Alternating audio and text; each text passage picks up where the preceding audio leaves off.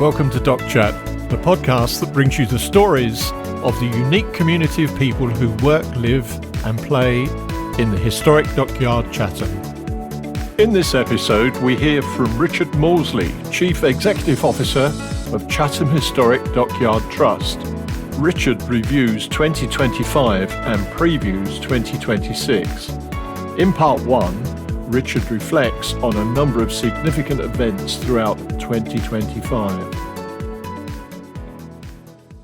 I'm delighted to see you again, John. I think it's probably nearly a year or so since we had our conversation and we spoke about the year that was going to be. So I think it's lovely to be able to just recap and kind of remind ourselves of all the amazing things that we did in 2025. And it was a really brilliant year for us, really successful in lots of different ways. I think from a programming perspective, I think last year we really got it right. I think our program was really, really fantastic. And it was driven and led by this wonderful exhibition called Lego Brickrex. Lego Brickrex was one of these fantastic opportunities that presents itself. It was an exhibition designed by our partners at the National Maritime Museum of Australia. It was an exhibition that went to Sydney, Fremantle, Stockholm at the Vasa, and then we were able to bring it to Chatham. And through this exhibition, I believe it was something like 170,000 Lego bricks telling the story of 7 shipwrecks, 3 of which had a direct Chatham connection. So an opportunity to kind of leverage and use such a wonderful brand and IP like Lego. And it's just got such universal kind of use and engagement and love for it. So from an audience perspective, whether you're a child through to an adult, it's something everyone knows, something everyone loves and engages with. So the ability to work with Lego, fantastic, number one. The number two, the ability to just have this really brilliantly high quality exhibition that told an international story, but also told a Chatham story. And I think that was so powerful and important to bring that to us. And in many respects, it was the largest exhibition I'd say we've ever done. It was certainly one of the largest since I've worked for the Dockyard since 2019. And we welcomed last year about 155,000 visitors. But within that, our visitation was 18% up for people buying individual tickets. So individual admissions was about 18% up, which is an incredible achievement, an 18% growth in ticket sales in the context of a wider sector and a wider kind of visitor economy that's really struggled. So visitor economy through 2025, kind of widely reported visitation, maybe about 5 to 10% down.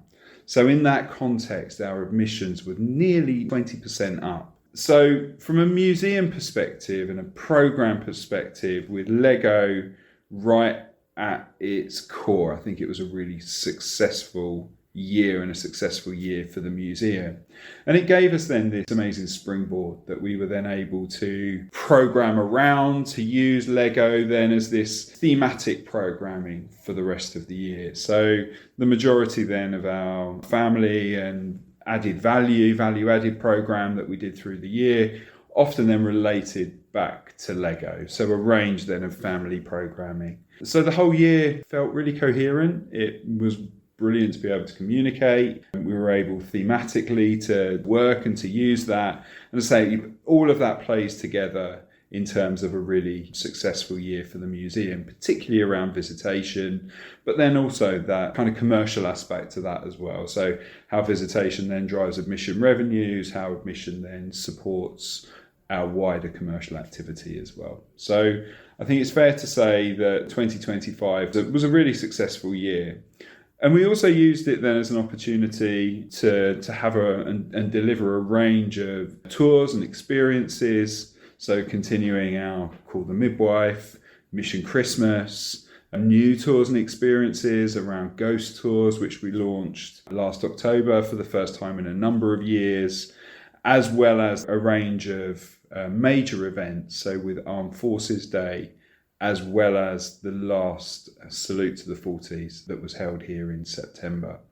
So it was a really busy, active year for us. We actively programmed, we used the site, we told lots of stories. And I think in terms of delivering our charitable purpose of learning, so telling the stories of the Dockyard, engaging people through our museum, I think we were really, really successful. More broadly, from a public engagement process and purpose, we recognise the importance of this place, as in the historic Dockyard, to the wider place, so Chatham and Medway, and how then we seek to work within those communities and engage our communities and welcome and invite people into this place is a really important part of the work that we do.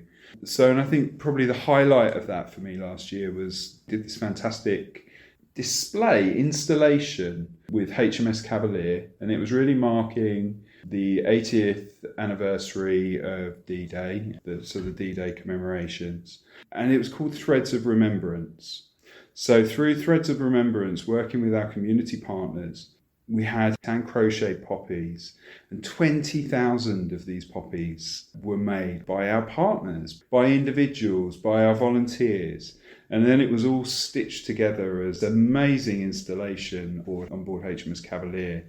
And it was absolutely remarkable. And the support, the engagement from so many people, and to be there at the launch of that installation and talking both to the people that made the poppies, why they made the poppies, what their motivation was for doing so in that project. And there were hundreds of reasons, hundreds of motivations that sat behind why people engaged with it and why people made those poppies for us and why it was important to them.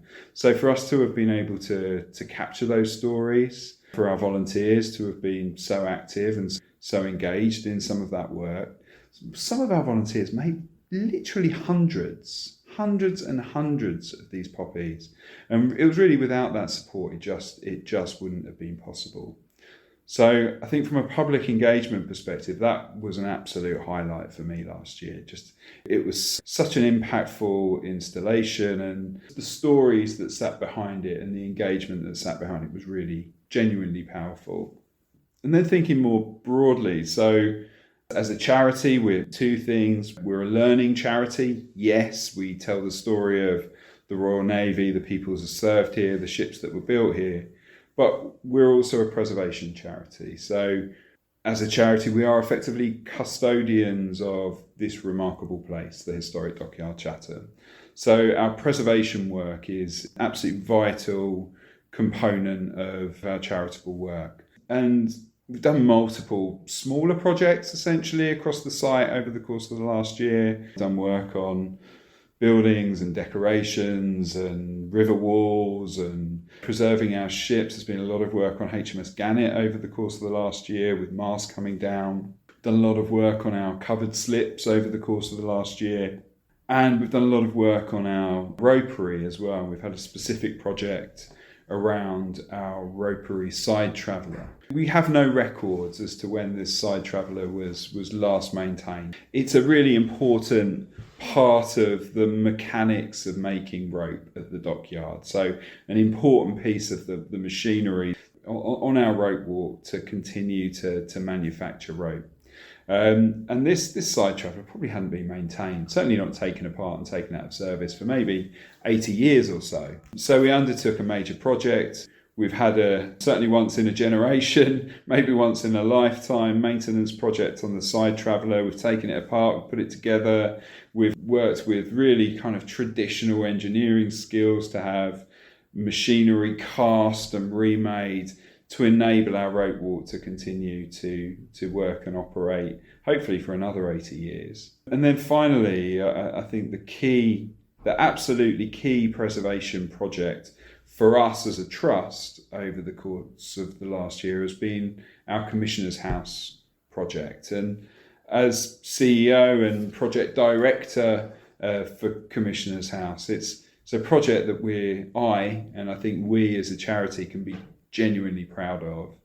It's This building is a remarkable building, Grade 1 listed, scheduled ancient monument, the oldest intact naval residence in the UK. Whilst the building was in reasonable standard of repair in some respects, in terms of the ground and the first floor was still in use, they were usable, that sort of belied some of the underlying preservation need and that essential work that had formed a bit of a backlog, if I'm honest, in terms of our wider estate management.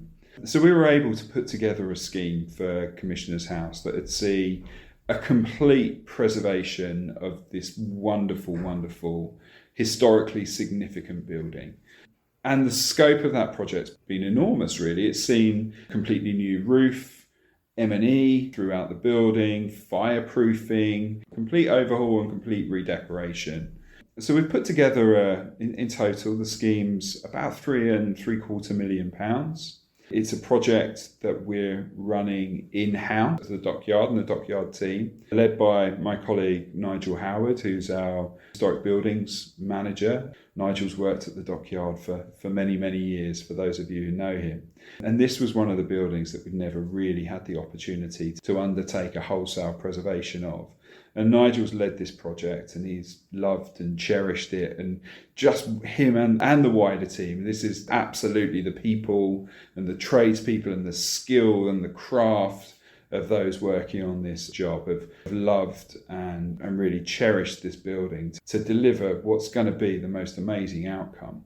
So through that scheme, we've raised, as I say, it's a £3.75 million project, and we've raised about £3.25 million of external funding. A large proportion of that, the anchor funder for that, has come through Arts Council England, through some funding called MEND, which is all around maintenance and preservation of museum and historic buildings.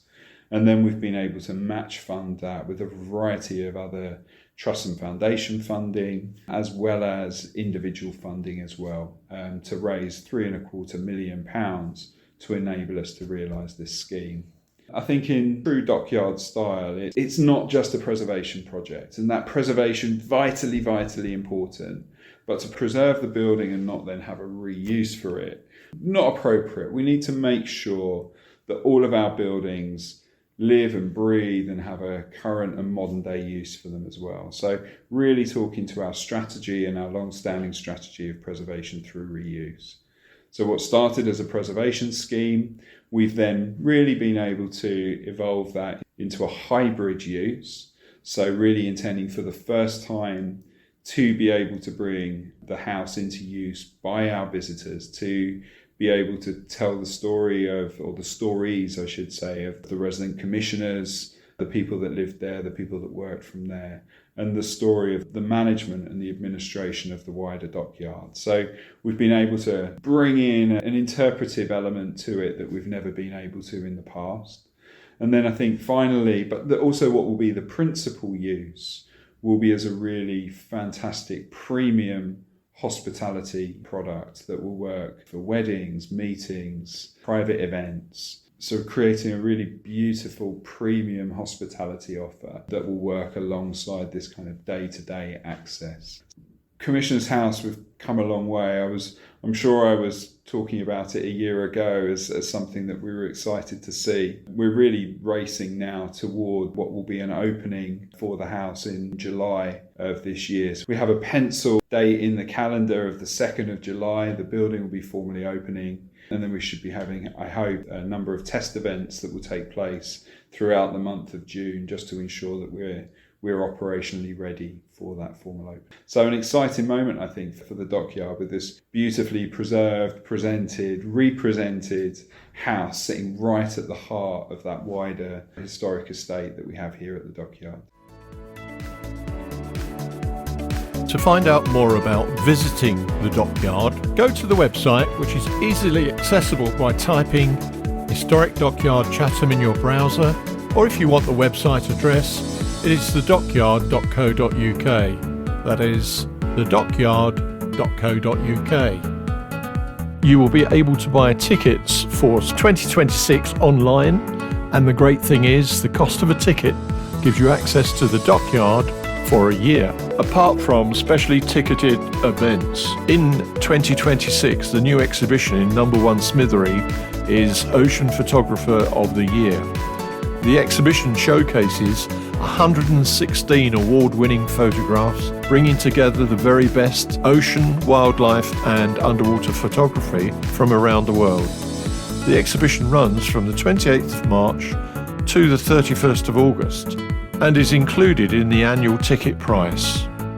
We have two special events coming to the Dockyard, and they're both included in the annual ticket price. The Great Exploration runs from the 28th of March until the 19th of April. Help Horatio the sea hare save the ocean eggs. Precious eggs from the sea creatures featured in the Ocean Photographer of the Year exhibition have been scattered throughout the Dockyard, and it's your job to find them. Jack and Nancy's Dockyard Adventure by Quentin Blake runs from the 2nd of May to the 30th of June. In this family adventure, you step into a storybook and become a real-life adventurer as you follow the story of Jack and Nancy with real-life ships, sounds and historic places of the Dockyard. Full details of both of these events can be found on the website. In part 2, we hear Richard previewing 2026. 2026, it becomes as much a challenge from an exhibition perspective of how do you follow Lego Brick Wreck? It's something which we've wrestled with as a team, and obviously working with the exhibitions that are available are suitable really to be brought to the Dockyard.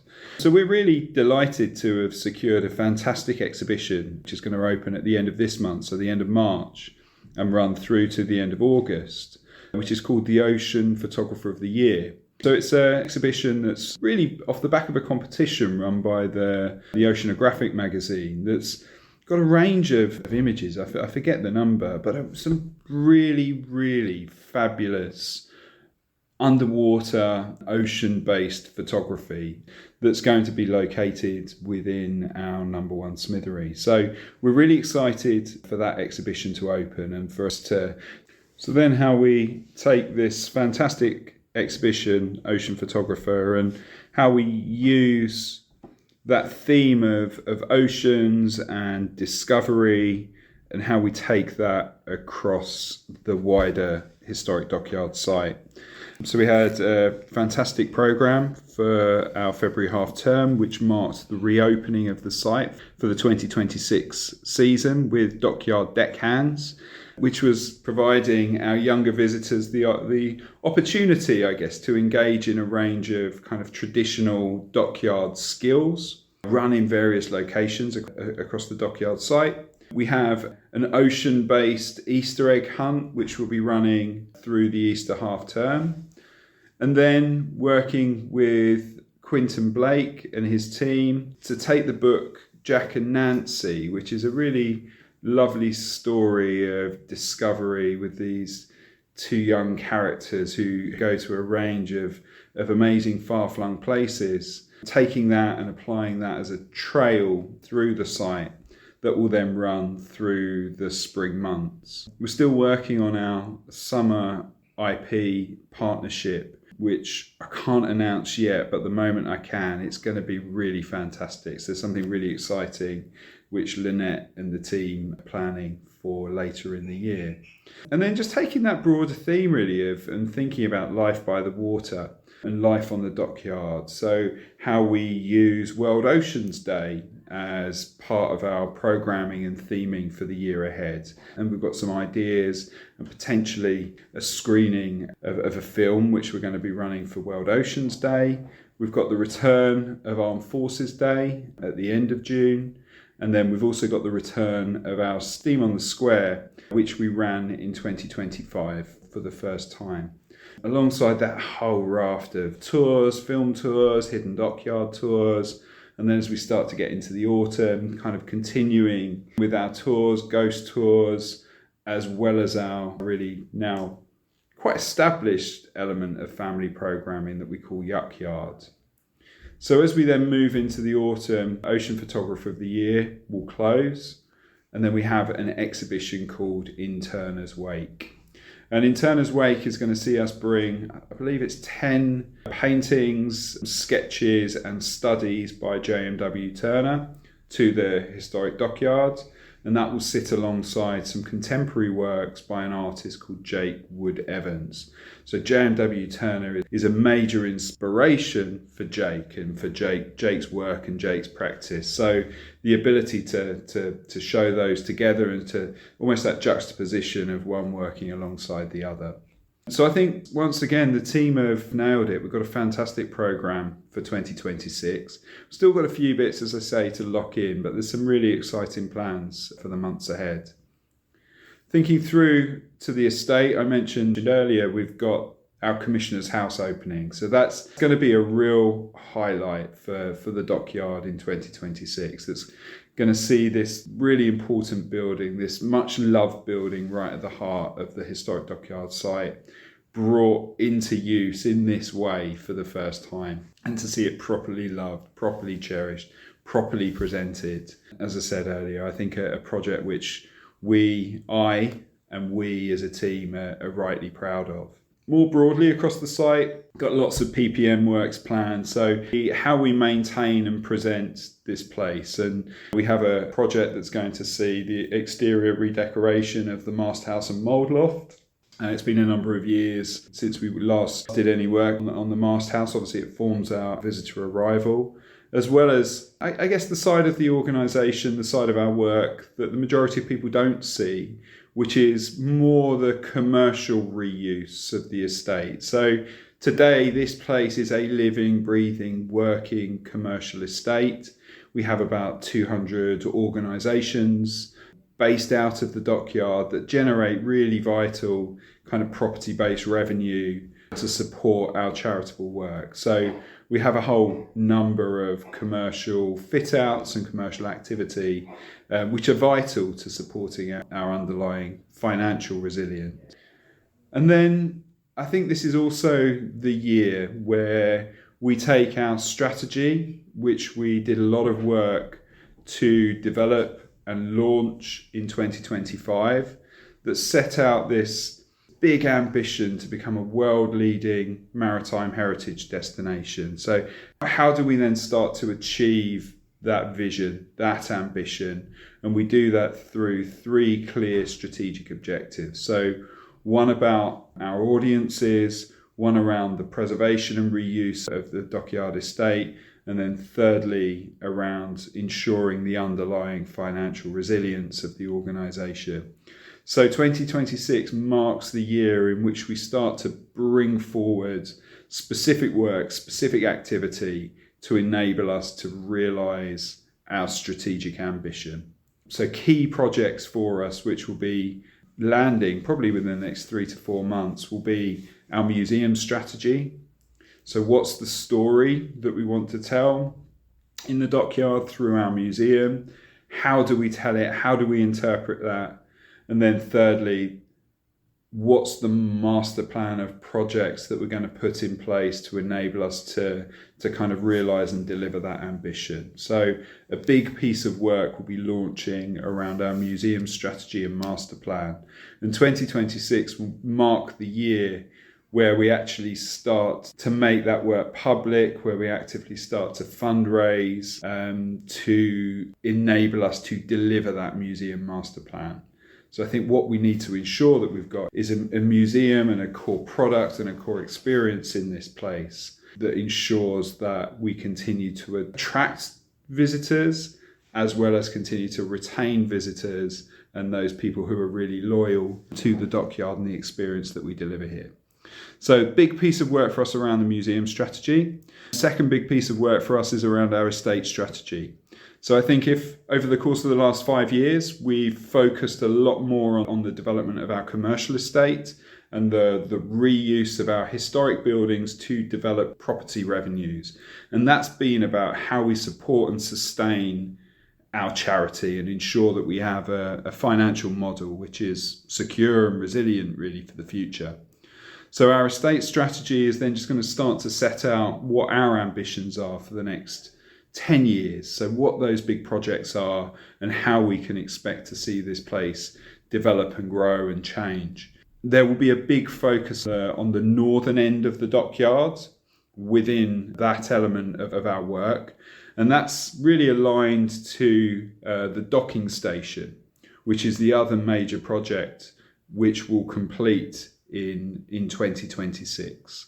So docking station takes an historic building at the northern end of the Dockyard estate called the Police Section House, and it's transforming that into a centre for digital, creative and cultural industries. It's a project led by the University of Kent, working in partnership with the Chatham Historic Dockyard Trust and our partners at Medway Council.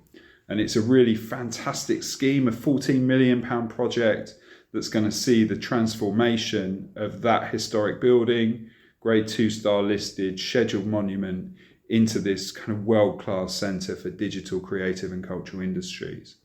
So when we then think about that in terms of the wider reuse of our estate, how do we support that? How do we facilitate that? How do we benefit from that? How do we enable businesses to grow and develop from that facility and ideally grow into the dockyard? So we need to make sure that our work and our activity is aligned to docking station and particularly to creative and cultural industries. And then the final element of that is then around our commercial activity and our commercial development. The primary element of that scheme is the reuse of Commissioner's House and the launch of that as a premium hospitality venue. The other element that sits within our strategy, particularly around our resilience objective, is all around our connection to place, the partnerships that we work with, the partners that we work with, how we lead and engage through partnership, and how we ensure that we as an organisation have a connection and a relevance, I guess, and a sustained relevance within Chatham and the wider Medway towns. So we're really excited to have stepped forward to lead Chatham's bid to become UK Town of Culture 2028. So Town of Culture is a programme which is really born off the back of the success of the UK City of Culture, which has been running now for a number of years. Obviously, Medway is a place of a number of towns, 5 towns, and as a result of that, the local authority, Medway Council, really weren't in a position to be able to lead a bid for Chatham to become UK Town of Culture. It'd be almost like favouring one of your children, and that, you're just not in a position to be able to do that. So at the Historic Dockyard Chatham, we stepped forward and we have agreed to lead Chatham's bid, working in partnership with a whole range of community and cultural partners right across the town to tell this amazing story that we have of Chatham, the history, the heritage, Chatham's maritime heritage particularly, and how that's fed through to the contemporary and cultural story and the cultural resurgence to some extent that's happening around the place today. So within our team, we're leading that bid writing process now, and that will be submitted by the end of March. Decisions will be made to whether we're shortlisted by early spring. And if we are successful, there'll then be a subsequent bid writing process with submissions towards the latter end of this year and decisions then early 2027. So a really exciting piece of work for us to be able to lead, to be able to not only tell our story, but to be able to tell Chatham's story, and that interconnectedness of Chatham is the place it is today because of the Dockyard, and how it feels really fitting for us as an organisation to be leading that piece of work, but really important for us to be working with our community partners. And I think the final note maybe I'll say is just recognising, I guess, the wider challenges that we see and we continue to see as a sector, and maybe to end on a slightly more sombre note. We know that 2025 was a particularly difficult year for the visitor economy. Cost of living pressures, how they continue to feed through to chargeable attractions like our own, and how that will almost certainly continue through into 2026. And some of the wider uncertainty that we see out there in the world, conflict in the Middle East, rising costs which may or may not occur off the back of that, I think it does paint a need for us to be cautious, I think, for the year ahead, and to ensure that we as an organisation are financially strong and resilient to be able to face whatever challenges that might present for us. But in the context of everything that I've described, the programme that we've got, the work that's happening across all of our Dockyard estate to drive visitation, to grow commercial revenues, to grow property-derived revenues.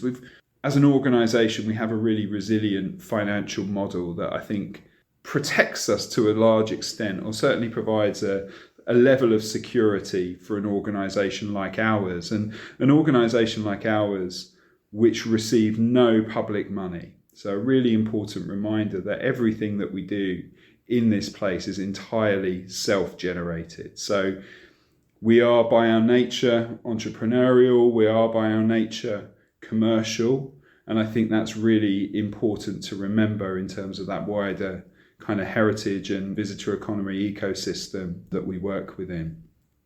And then I think finally to say, this place is built on its people. The contribution of our teams, our paid teams, our volunteer teams, the incredible culture that exists in this organisation. It's that which sustains us. It's that which drives us forward. And with that kind of strength of culture and strength of organisation, it gives me real confidence for the future.